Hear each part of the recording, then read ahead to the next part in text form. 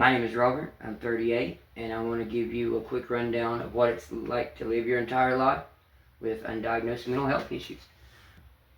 Pre-adolescence, elementary school, all of that. I did really well in school, always top of the class, but I'd get done with my work really fast, and I'd kind of get into trouble.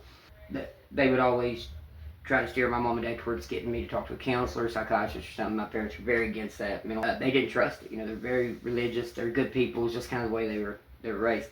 So my dad passed away when I was 17. That kind of set everything on a bad trajectory because my mom remarried pretty quick. I ended up hanging with the wrong people, partying. Met my wife Andrea when I was 20.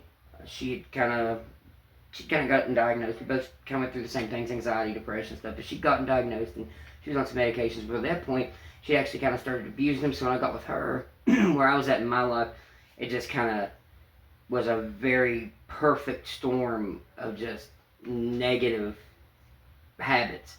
Ended up actually being homeless, because of our addiction.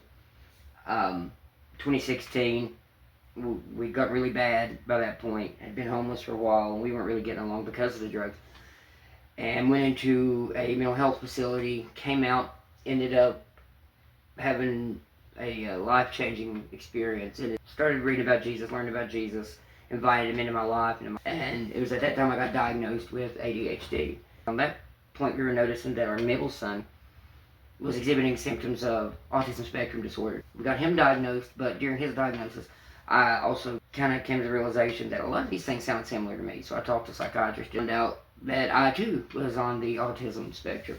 At 38 years old now, I don't have it all figured out. But if I can say one thing to anybody, to a counselor, talk to a psychiatrist, so you can kind of get a grasp on who you are and live a happy, healthy life.